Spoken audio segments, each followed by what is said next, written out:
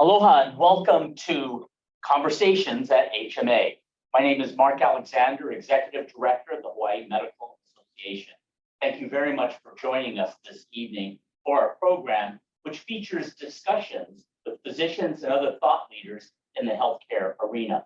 This evening, we'll have an update from HMA's public policy team with Dr. Ann Ignacio, Dr. Beth England, and attorney Linda Rosehill.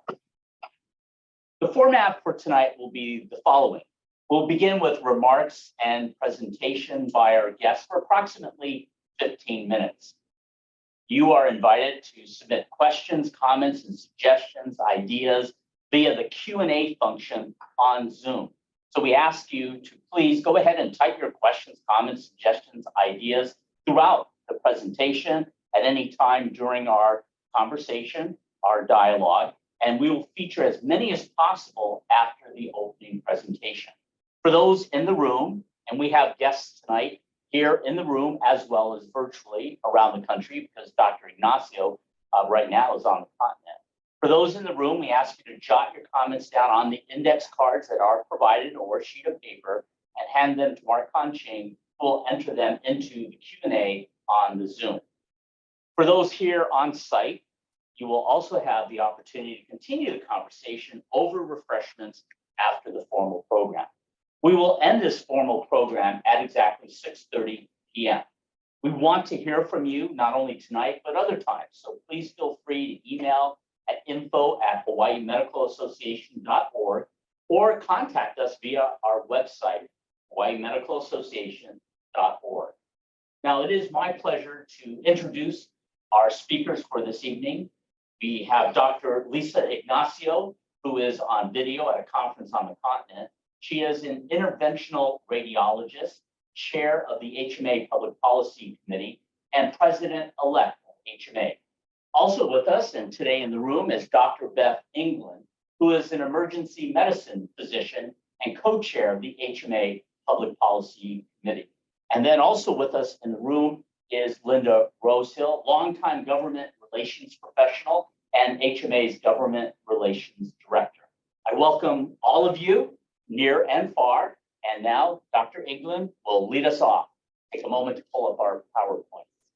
Good evening, everyone. For those of you that have not met me, I am Beth England, and like Mark said, working with the Public Policy Committee. We've been very busy this year, and we'll just kind of take you through a quick introduction to some of the things we have done and where we're going as we proceed through the legislative session. So right now, we've been working hard on advocating on your behalf, following along with our mission, particularly right at the end there to highlight that we are working through legislative involvement to address any issues that are coming up in medical practice throughout various specialties. All right. So you may have seen the legislative priorities that we posted on our website. I have the full document to the right side there, and then listed out just so it's a little bit easier to read. These are access to care, quality of care, behavioral health, telehealth, and preventative care. And this really just allows us to focus in on which bills we need to essentially be looking for out of the upwards of 1,000 bills that get introduced every year in the legislature. So in order to focus, we want to make sure we pick within those categories. Then once we've selected bills within those categories to essentially go through and make sure that we do the best job we can, collecting information for testimony and keeping track of the bills themselves, and when committee hearings come up, we divide ourselves into work groups organized by each topic. So you can see there, those are the 5 topics. And so we have a work group assigned to each one and one person who runs each work group, just as a way of organizing ourselves and facilitating the process because it can become very busy very quickly. So, like I mentioned, we first gain a full list of bills that are relevant to each of those priorities. We had, I believe, upward of 200 bills that fit in the categories at the very beginning of the legislative session, so it can be quite a bit of work.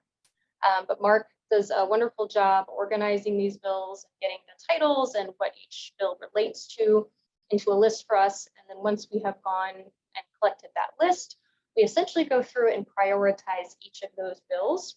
So bills that are highest priority, we make a level 1. That is full court press. We will have people submitting written and live testimony, doing calls to action, trying to get physicians down to the legislature.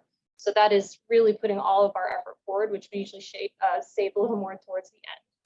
And then we have priorities 2, 3, and 4, and that varies from doing written and live testimony to essentially just tracking the bill and seeing how it goes, whether it ends up even passing through the committee that it's in or ends up essentially. So for written testimony, you can go onto the Hawaii State Legislature site, and you can see there's a little orange button there saying submit testimony when you've looked up the bill that you're interested in. So just did a little screenshot of there on the left. On the right side, you can see just examples of some of the testimony we've written. We have done quite a bit of testimony this year, informed by our various specialists in our group and subject matter experts that have come in and also given us additional information, as well as information from our national group, the American Medical Association, to essentially try to create testimony that is the most relevant, evidence-based, and helpful for our representatives and senators. So we just wanted to run through a few of these bills just to give you an idea of ones we'd like to highlight, and I will go ahead and hand it over to Dr. Ignacio. Thanks. Thank you, Dr. England. And so we're going to start with Senate Bill 164 SD2. And the ATC work group assesses all the bills that are related to access and health equity, as well as anything that's expanding incentives which will help to recruit and retain physicians. And we know that the healthcare workforce challenges of Hawaii are very complex problems, and they require clearly more than one policy solution. But HMA is tracking about 39 or 40 bills that are still alive this session, and there are 13 bills for this work group. We do greatly appreciate the helpful guidance of our UH colleagues on the medical education measures, particularly Dr. Kelly Withy, the director of the Hawaii and Pacific Basin Area Health Education Center, and the legislative team of UH, including Dr. Lee Buen Conseo Lum, the president dean of the UH John A. Burns School of Medicine. Number 164 would appropriate funds for the Hawaii State Loan Repayment Program administered through JAPSIM, with matching federal funds through the National Health Services Corps. The loan repayment program has supported 76 recipients in exchange for work commitments in underserved geographic practice areas in Hawaii. About 80% of those remain in Hawaii, and 61% remain at the site where they perform their service.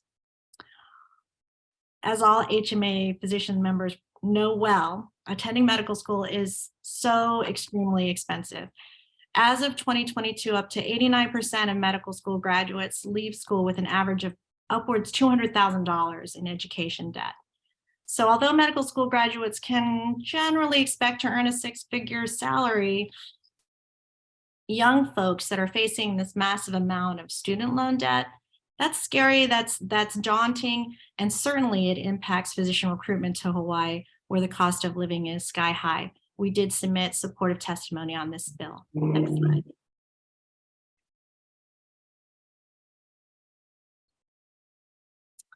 So this is SB1. This is a complex measure: reproductive health care services, physician assistance, abortion, consent by minors. It incorporates the provider protection language that prohibits the state from penalizing, prosecuting, otherwise taking any adverse action based on pregnancy outcomes, or aiding or assisting a pregnant individual with accessing reproductive health care services. HMA greatly appreciates the guidance of Hawaii ACOG physician advocates like Dr. Rennie Soon, and Dr. Angel Willie, and Dr. Cindy Goto. Thank you very much. HMA also appreciated the recent amendments to SB1 that inserted the provider protection language from SB 896 SD1 relating to the provision of reproductive health care services. This is a complex bill. I'm happy to talk more about this bill. We do strongly support this measure that reiterates state policy protecting physicians who meet their ethical duties to patients' health and well-being while following clinical guidelines and complying with state regulations. Next slide, please. Sorry, I'm squinting on my little laptop screen. Okay, in our scope of practice work group, we were tracking closely about 10 scope of practice bills. HMA has been in strong opposition to SB 677, and this measure is indeed dead for this 2023 session. We do appreciate the collaboration of the HPMA with their lead advocate, President Dr. Nalani Blaisdell-Brennan. This measure would authorize and establish procedures and criteria for prescriptive authority for clinical psychologists. So as HMA physicians are well aware, mental illness does not exist in a vacuum. And as many as 50% of patients suffering from mental illness also suffer from medical illness. So when assessing for mental illness, a physician must always first rule out all the non-psychiatric physical illness. So we have serious concerns regarding the safety of psychologists' independent prescriptive authority because the proposed training for psychologists is far less than that of psychiatrists. So we're therefore strongly advocating for all means of expansion of access to mental health patients in Hawaii that maintain higher standards of quality and safety. Our HMA testimony emphasized to our policymakers that HMA and AMA specifically support increased collaborative care agreements and behavioral health integration programs such as Queen's Clinical Integrative Physician Network and University of Hawaii's Project ECHO. We support expansion of telemedicine initiatives that prioritize cultural competency and infrastructure, broadband, internet technical support, and the insurance coverage for behavioral telehealth care delivered via video or audio only visits. We believe that that should be reimbursed at parity with in-person care. And HMA also supported all legislative means to promote growth and retention of the Hawaii physician workforce for behavioral health with interstate licensure payment reform, loan forgiveness, new residency and training programs. So overall, HMA believes that we need comprehensive, multifaceted strategies with evidence-based telehealth, collaborative care, these things that can truly improve access to mental health care services. We urge our state leaders, please no Band-Aids. We need to augment all collaborative efforts to serve our patient ohana. Next slide, please. Let's see. Also in scope of practice work group, we've reviewed carefully, along with our acupuncture physician colleagues, we submitted comments to the legislature on SB 845. This measure is dead for the 2023 session, and that's probably a good thing. This measure would have updated Chapter 436E Hawaii Revised Statutes regarding acupuncture practitioners to reflect modernized scope of practice and titles and licensure and renewal requirements. The legislature has been trying to update these regs for a while, and they should. They are pretty old and outdated. But there are specific problems with the language, specifically things like the words medicine and doctor. We appreciate the intent of this bill, but we called attention to the terminology, the use of doctor. We asked for amendments that would correct the use of that language, replace it with practitioner, or make it clear that they were talking about a doctor of acupuncture. We also asked, we called attention to the licensure pathway, because unlike other states, Hawaii acupuncture physicians are not exempt from acupuncture licensing laws. So given the evolution of modern physician scope of practice, we did request that an alternate pathway to licensure be considered. So we did submit amendments on these, and we were encouraged because the legislature did accept these amendments.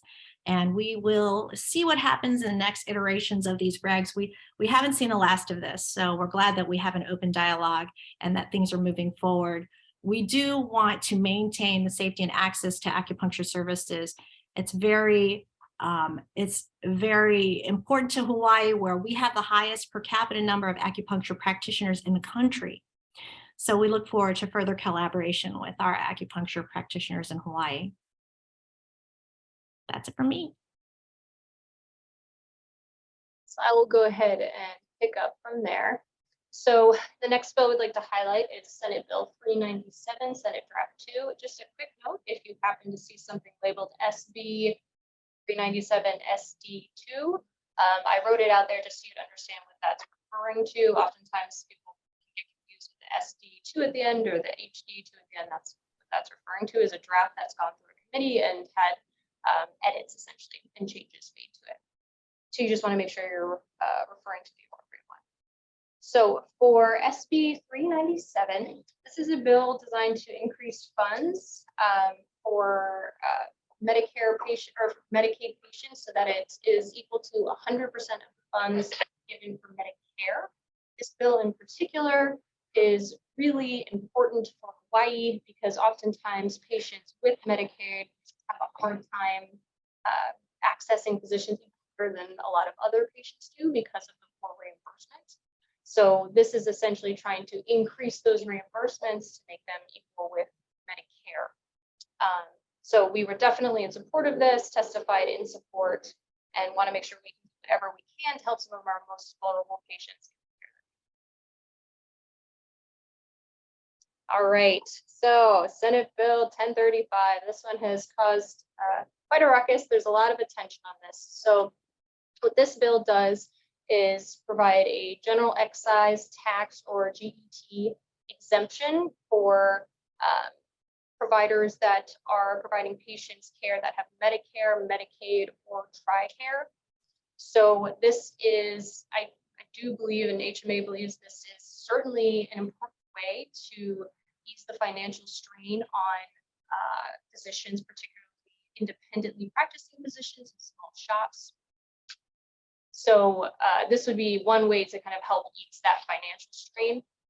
So we have been in strong support, and I think the most important argument to make for this is that this will increase access to care for our patients. The more physicians we have practicing here, the more places we can send our patients, whether that's to specialists or primary care providers, to receive the care that they need. And on the bottom there, you can see a small chart that essentially highlights the shortage of care that we have by island. So I believe in this one, this is from our physician workforce assessment. I believe it's Hawaii Island currently has the most significant shortage of physicians. So this is one of several bills that we have been supporting in order to increase our physician recruitment and retention. And by taking that pathway of ensuring that our patients are really getting. Next bill is Senate Bill 1472 SD1.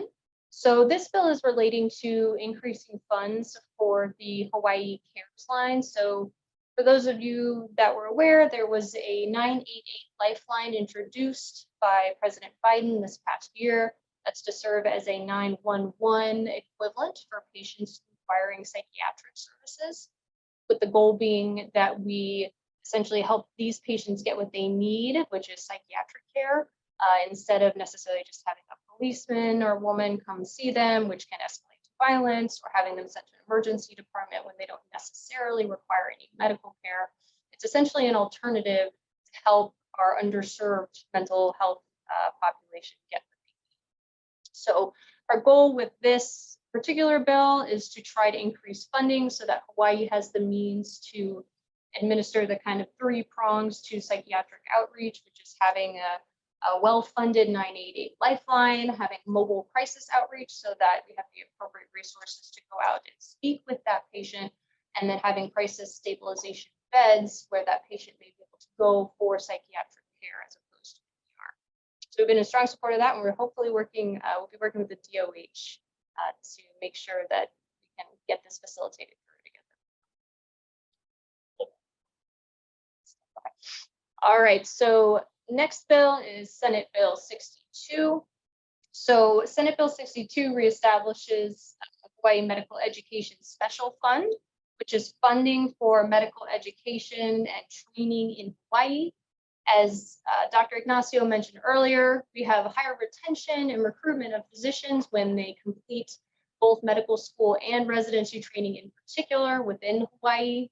So if we're able to help support JABSM and financially to get that training done and have more physicians run through Hawaii for that part of their experience as a physician, then we will hopefully be able to keep more of them here. So we have been in strong support of this. And it has been referred to its committee in the opposite chamber. So it now has gone through the Senate and will be going into the House. We're happy to see that.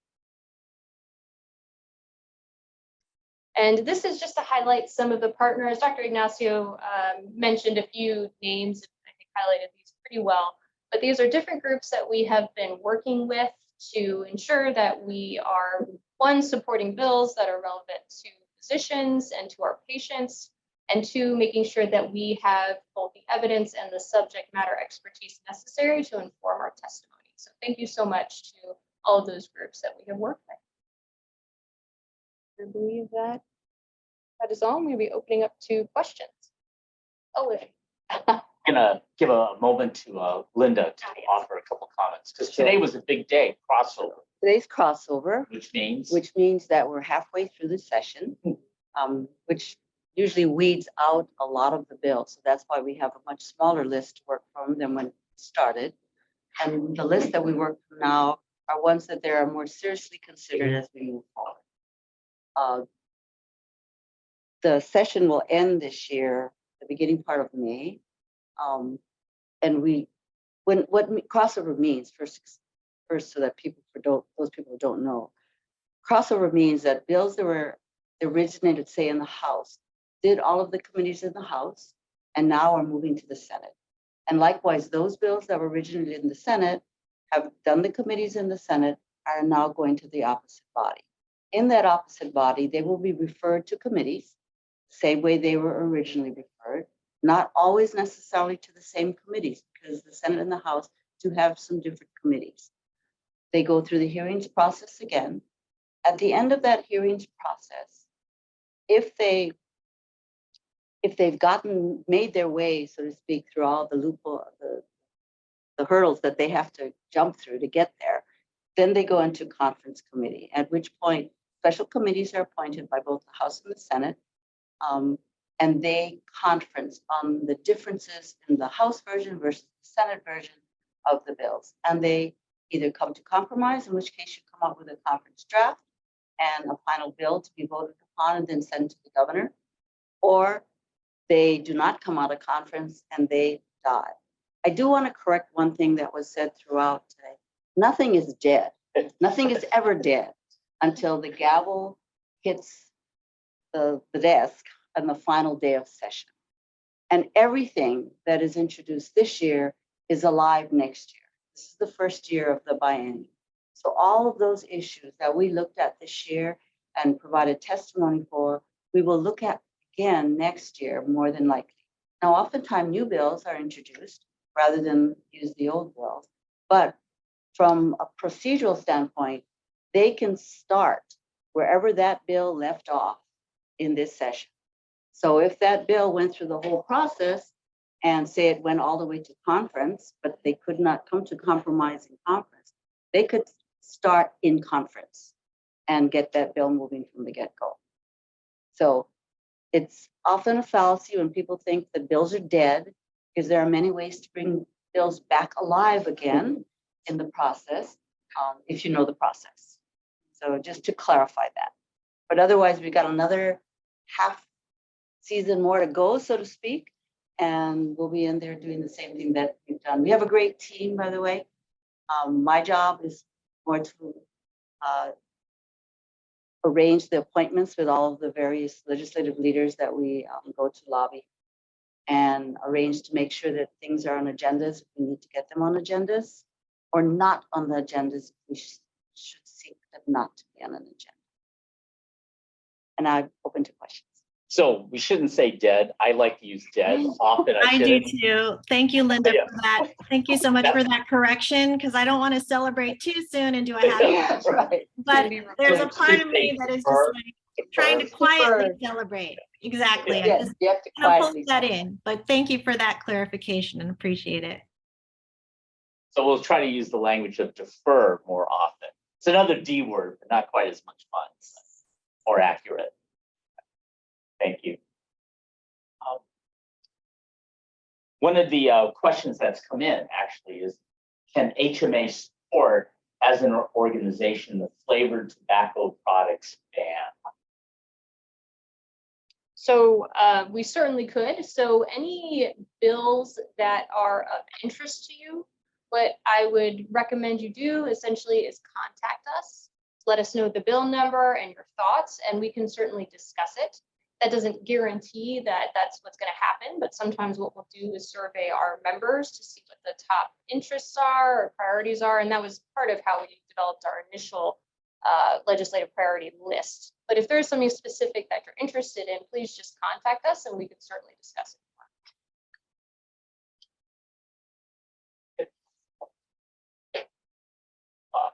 Perhaps maybe you could give a brief summary on how HMA came up with the 5 kind of priorities that created the frame for our evaluation of bills.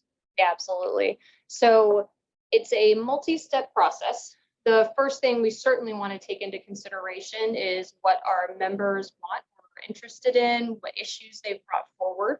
So we did send out a survey to our members with a list of various issues we had heard about, either from the prior year or that other people had brought up, and sent a survey out asking people essentially to rank them to determine what their personal priorities are. Based on the results of that survey, we essentially use the information to help inform our selections.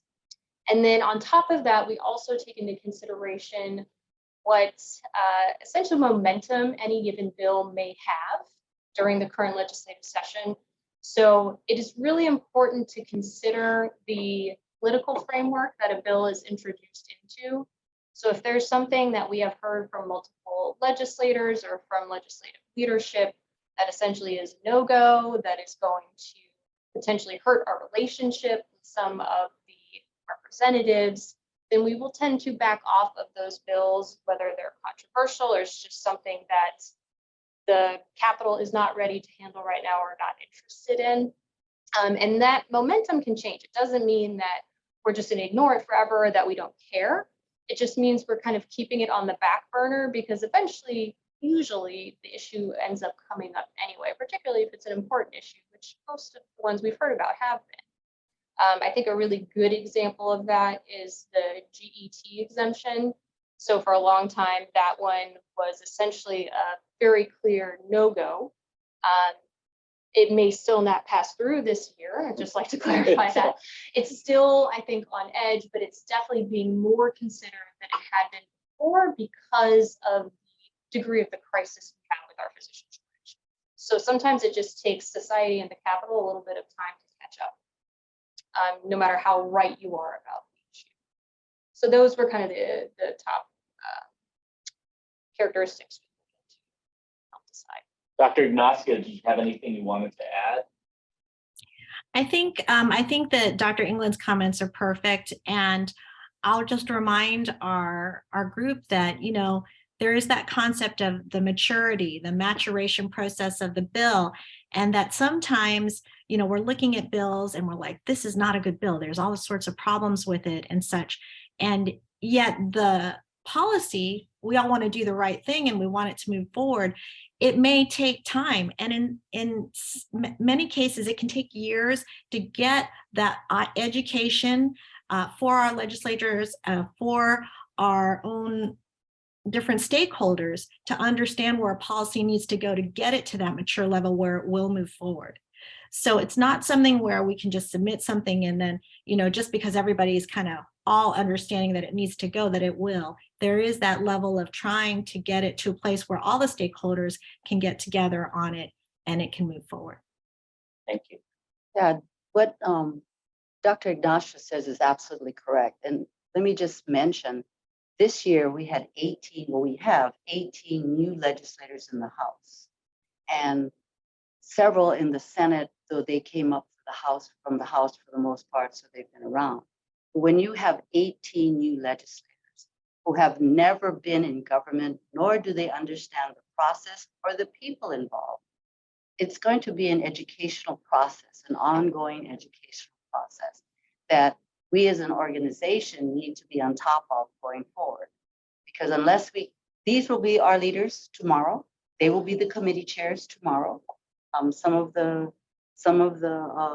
people in the legislature are of the age or of the kin to possibly not running again or wanting to do other things in their careers. So these new people will be taking their place. And if they know nothing about our issues, we cannot expect them to support our positions. So we need to spend quite a bit of time educating them and finding out what it is in their repertoire that we can help with, or we can educate them with. So that's a key component of what we as an organization need to do. Thank you very much. A next question that came in, is there a bill in either chamber relating to the continuation by insurers covering telehealth telephone visits? Yes. So I can start with this one.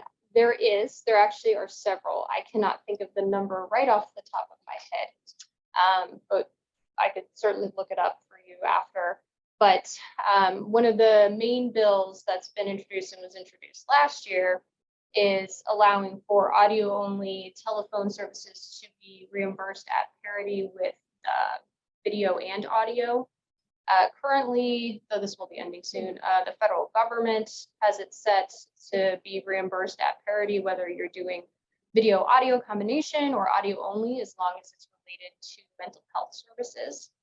So they were trying to mandate that essentially for the state. In its most current draft that I read, it had been bartered down to 80% of the reimbursement rate. I don't know how that will or will not change as it goes forward. But that's currently where we are. So there's definitely bills related. And I would mention that on the members only section of the website, there's a listing of the bills, including specific ones on telehealth.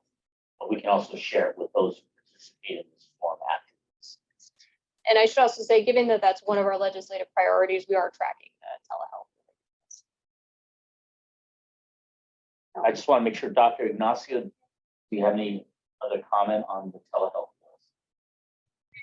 Just that, that's a good example of the synergy and maturation process at the state and federal level. We've seen a lot of progress on that, obviously because COVID happened, and that moved a lot of those initiatives forward. And we're hoping to, now that there's more education in terms of what is needed infrastructure wise and what is needed in our underserved areas, that we can move those things forward. But we do support parity. We do support making sure that that as we advance forward with all these telehealth measures, that we're not leaving behind our underserved areas. The next question that came in is in regards to legalization of recreational cannabis. If HMA is opposed to the passage of legalized recreational cannabis, when will HMA solicit member comment to the various legislative committees on this subject? Did you want to start on that, Lisa, or you want me to? Is the question when we're going to solicit from our own membership? Yes.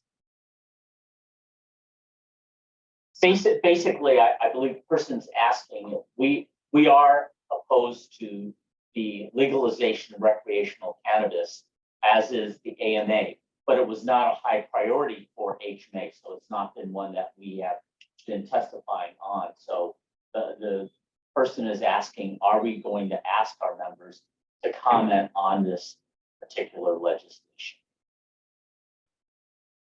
I think I'm going to review our list to just see where those are at. Clearly, we want to stand in alignment with, I think when you look at the AMA policies, they're well stated as to why we want to be tracking and opposing some of the cannabis measures, particularly as it relates to use in minors, et cetera. But I'd have to look at the list and see where we're at with them. What is crossed over, and what are the specifics of these measures? I know that this is an important issue. There are a lot of very important screening bills, for example, that we want to attend to, the tobacco stuff as well. And it's when we talk about our priorities, the good thing is that we start off with our priorities, we stay focused on these things, and we try to keep our resources focused on the highest priority bills. Having said that, we don't want to ignore these things. They're important. So we are going to continue to track this. Yeah, so maybe I can add a couple other things. On our website, we do have as a resource the AMA position on cannabis, and it is one of the things that we're tracking.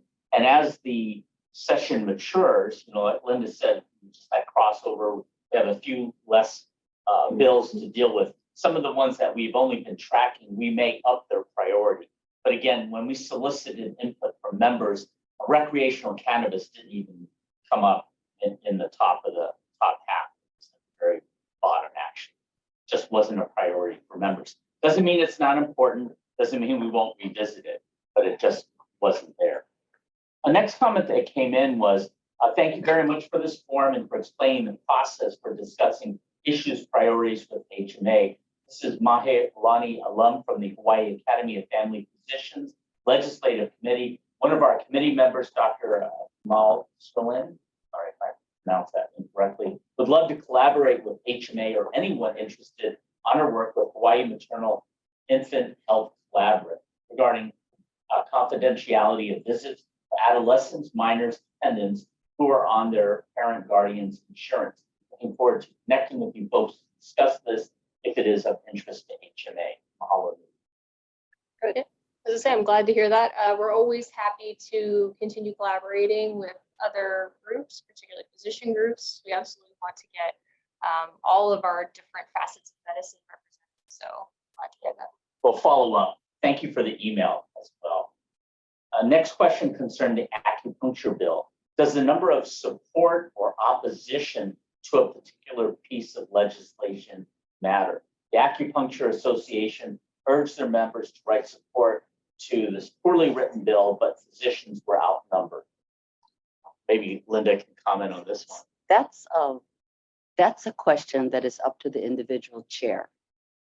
For some, yes, and in fact, there are a couple. There's one chair in particular that I can think of that actually announces during his hearings how many pieces of testimony he had in support and how many he had against. But ultimately, it is the job of the legislators to be leaders within the community. And so therefore, they need to discern when there are special interest groups that have asked for a lot of testimony, for example, to come in. And let me also say that a lot of testimony that is exactly the same is not effective. That I can tell you. A lot of testimony that is individualized, that explains why you're either against it or for it, and makes sense, that is logical, that matters. So if you can get 6 pieces of really well-written testimony that makes your case, that is far more effective than 20 pieces of testimony that just says, I'm against it, or I'm against it for blah, blah, blah, but the blah, blah, blah is all the same. So on some really heavy duty issues that we've had throughout the years, where people will flood the lines, whether it's by email or the telephone lines or whatever, legislators do have their staff take account. So I know that a lot of those offices do that. And that's just generally for their information to see what the interest level is. But they also know that sometimes it's not the numbers, it's also not how loudly groups yell, scream, rant, and rave. They, as leaders, have to make a decision based on factual information and what's best for the community, not just now, but looking down the line and in the future. And good leaders will do that. So it's not a numbers game, and it's not how loud you yell. You know, sometimes I get asked about the effectiveness or non-effectiveness of petitions, which are similar to kind of what you just referenced. Could you maybe offer a further comment? I have seen petitions be effective, but not in the legislature. They generally are effective more in the county councils, and they usually are effective on like a project. Say there's a project coming up in a community, and you've gotten your whole community to sign a petition that they're against the project for the height or whatever reason. That is effective.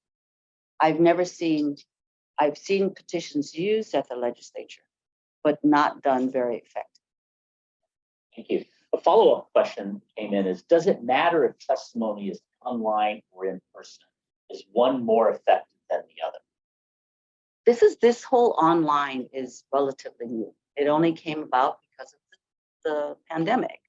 But I believe that the legislators have become very accustomed to that, and they give it as much weight as in person. Now, occasionally there will be an issue where you will want to be there in person because you will want them to look you in the eye And you will want to look them in the eye to make the point that you're making. And you will want to be present to be able to answer the questions as they are asked. And that cannot necessarily be done well online. So that's something that you have to gauge how important or how much emphasis you need. I mean, I have never lobbied online. I lobbied online for the last 3 years. It was a completely different experience. But no, not all of my clients were happy. They got what they wanted. So, you know, you have to adjust to the process. This is a hybrid process. I suspect that as we move along, there will still be some changes made in how they go about handling that process. But for now, they're very comfortable with the online.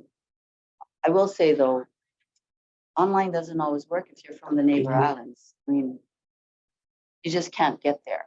So that's why you have, for something really important, you probably have to be here. And Linda's speaking from experience because she lives on Hawaii Island, as does Dr. Ignacio on Maui. So real world experience there.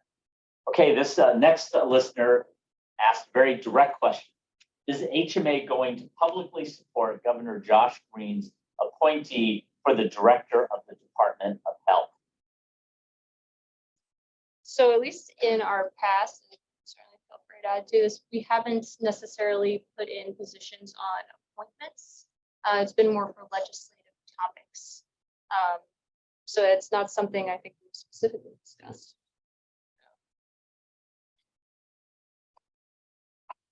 Unless there's something egregious, it's helpful to provide support to the departments, because those are the departments that you're going to be working with on a regular basis on a number of different issues. So you want a good relationship. In all honesty, however, it's one of those things like the question you asked earlier about, does the number of testimonies count? If it is an appointment where it is questionable or there's a lot of controversy, then sometimes, yes, the number counts and who provides the testimony counts. If, however, it is someone that there's no problem with, it's generally accepted, you know, that's one of those you can or you can't. And if you have a relationship with that person already, then that's one of those things you take into consideration, because you may not need to, and they may ask you to put in testimony. If they ask you, you have a good relationship, no harm done. You know, so it's one of those things that you have to play by ear depending upon who's been nominated and what the circumstance around that nomination is. Dr. Ignacio, you look like you might want to say something. Yes, thanks. I was thinking about this question specifically, as well as a topic from before, and it looks like the questioner has some specific thought in mind when in regard to that specific appointment, and we would want to hear that. You know, we want to be attentive to the word on the street. We do our best to stay up to date on the legislative issues, the policy issues that are coming up in the legislature, as well as for the public. But, you know, we're also limited in resources. And so when our physician members tell us, you know, stuff, you may be the first person sometimes, hopefully not, but to let us know that something is working its way through or bubbling up as an issue.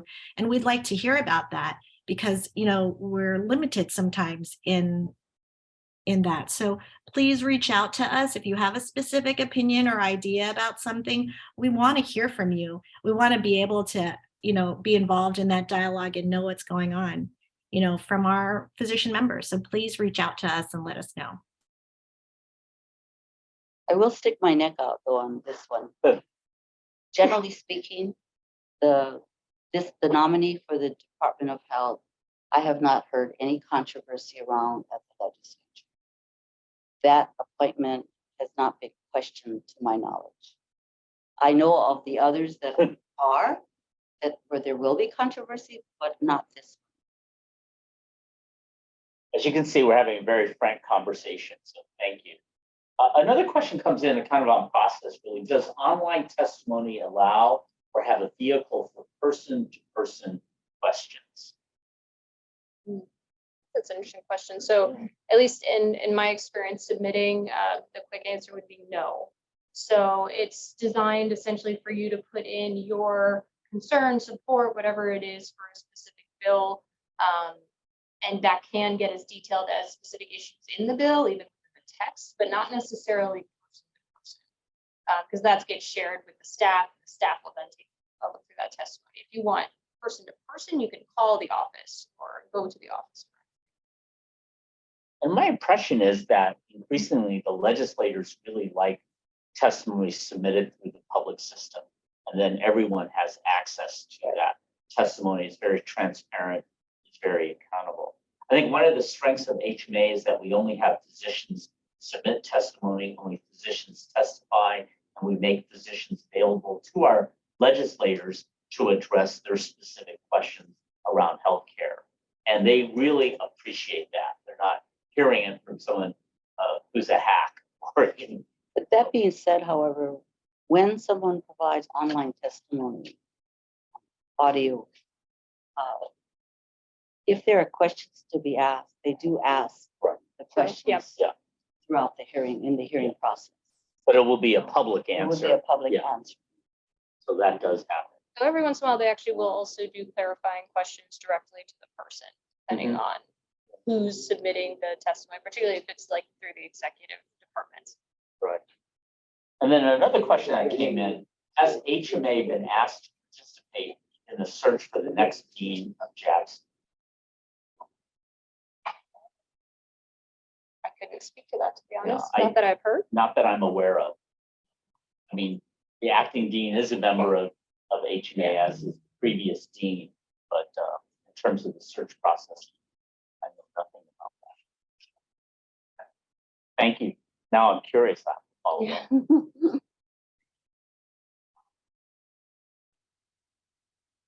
Okay. That's for right now. Those are the only online questions. I know another question that has come up in conversation, maybe a little broader, is that with, like, for example, 18 new legislators, what's different this year than in the past that you can share publicly or comment on? I mean, what's the climate? Because like one of the things I noticed when we talked about this is that more of our bills that were Senate bills crossed over than the House bills, right? I do think it's taken a little while for the new legislators to get accustomed to the process, and the staff, they're still learning, so it's a little slower. I know some of the chairs have had to work very hard to bring their newbies, so to speak, up to speed, so that they know what they're looking at or what the role is that they play and that kind of thing. The atmosphere is a little different this year. But remember also that this is the first hybrid session that we've had since the pandemic. So things like having to check in with your identification to get a wristband to be able to go up to the floors, that's a new wrinkle that you have to do. I found them to be a lot more accessible this year. I mean, personally, I generally make appointments with all newly elected legislators each election cycle. I did meetings with every single one but 5. There were 5 that for whatever reason did not want to meet on their choice. And Mark accompanied me to those meetings for everyone who was either on the consumer protection committees or on the health committees, so that we could set that base, because we knew that those were the issues that they would be looking at immediately. We will just continue to meet with them. A lot of them, to be really honest, were somewhat clueless and overwhelmed by the sheer number of bills, different issues, the new people. I mean, a lot of the older legislators, when I talked to them at the beginning of session, they didn't know their committee members because they were just elected, so they didn't know who they were going to be dealing with. So all of those kinds of things are things that need to be ironed out, and it takes some time. So I think you'll see a better, maybe a smoother session next year, because you'll have the interim to have gone through all of these things, and a lot of the legislators are already planning interim tours, interim site visits of various projects and so forth.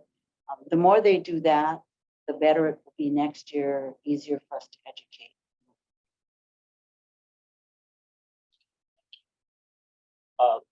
Dr. Ignacio, if you have other comments that you would like to make. We're not going to prolong if you don't have additional questions, but if you have any closing remarks, go all three of you. Please.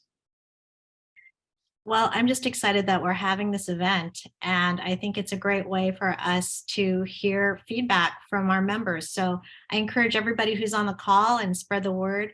Please let us know, your thoughts on any of the measures that are moving through the legislature.